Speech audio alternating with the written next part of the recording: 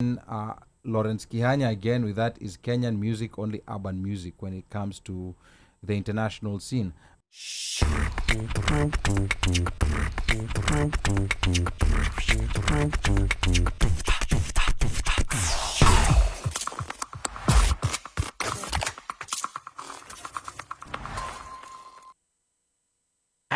The South African, I remember when we hosted when Swahili Village first opened.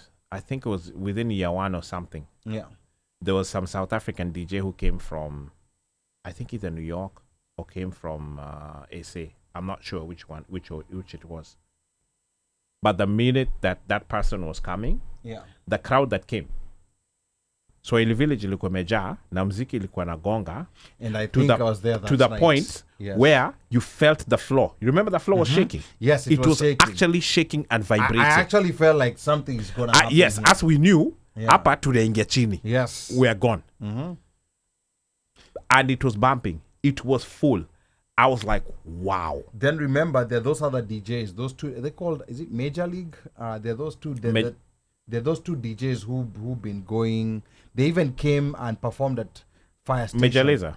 Is it Major Lazer? I can't remember their name, but they are a pair. Yeah, South Africans too. South Africans. I think didn't they perform? Yes. For Terry Kerea. Yes, they performed for Terry. I can't remember their name. Yeah, the two guys. Yes, the two guys. Yes.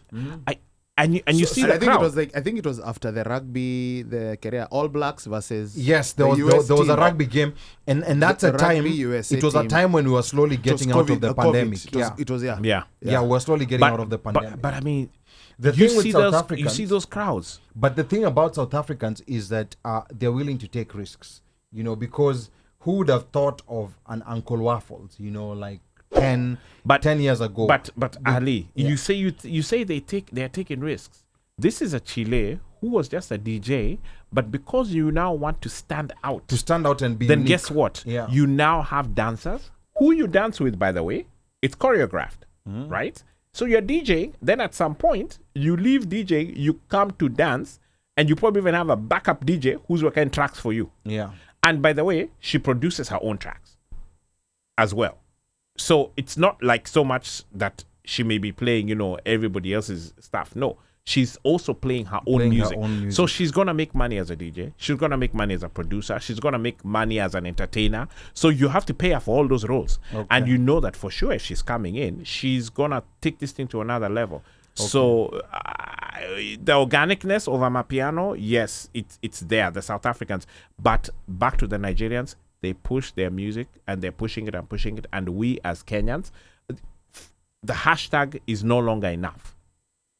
We have to take our music and walk the floors and say, hey, this is a Kenyan musician, play this. Because even the West African DJs do not play Kenyan music. No, they don't. Now here the thing is like, but somebody might take issue with you pushing our music, because Pablo here is saying, and the issue with Kenyan music is that there's no Kenyan music.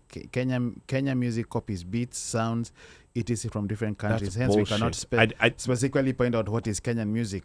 That's bullshit. Isn't Burna Boy sampling everybody else? Like his last album, sampled everyone. Even last is sampled. The thing with music is that music over the years has been sampling sounds from everywhere. They always do.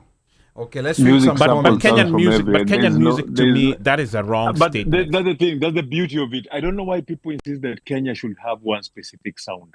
No country has one specific sound. Not single one country has one specific sound or genre. None. Even Nigerian, Naira Marley and Burna Boy and Ashake, 3 different artists sing 3 different sounds. Okay, some comments if here. You go to, so I really don't understand why people insist that Kenya should have one single sound. I've never understood. No, but Mika, okay, even if you say that, forget the one single sound. The fact that you're saying that Kenyan music is, what did he say? He said it's not original, it's copied or it's whatever. That to me is BS. Take any Trio Mio song. Who did he copy from? That's what I said. Take any Trio Mio. Yeah. Okay? Take any Major. Forget Major. You guys were listening today to Octopizo.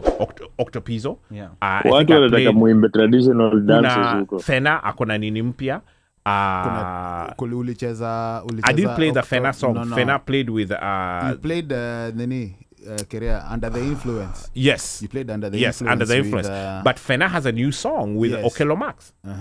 Okay. Very, very nice. But I'm saying, and when you listen to the stuff, you're like, oh my God. And these things hit different areas. Kuna genge, kuna R&B-ish, kuna hip-hop, kuna trap. You know, we have all of those. Okay, let me read some comments here. Slayer anasema Nigerians invest huge sums of money to get their songs played. Paka Citizen started airing them before lunchtime news. I think she's talking about the Nigerian movies. Afro Cinema continues after this. And then Sheke says the worst is those Nigerian movies that play all day, like Kenyans don't have content of their own. We should be playing shows like Moyo, Tausi, Tushauriane. Authentic Kenyan content. And the ones that were banned? Or not aping the West. Zirudi. And then They were banned. Slay says, I thought Uncle Waffles was a guy till I No. saw her page. That was also me. You Yeah. know, like whenever I was just seeing her mixes and her name, I thought it was a guy because of the name Uncle Waffles. But you know, it's a young woman. And then Washeke anasema, I got so disappointed when I got to high-end hotels and Airbnb in Kenya.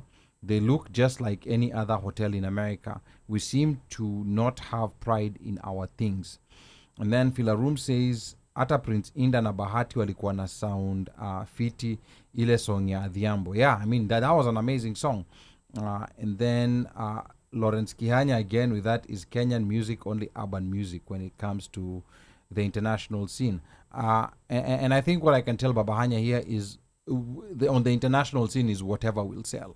Correct. If Mugithi sells on the international if somebody scene, can push Mugithi well enough, it will sell. Yeah, if Mugithi is pushed and it sells in the international scene, you know, like well and good. If Ohangla is pushed in the international scene, push it, and it goes out well and good. And the sound now, the thing is, you know, and I think this is where, you know, because sometimes this argument of nyi watu wa Nairobi na nini comes up.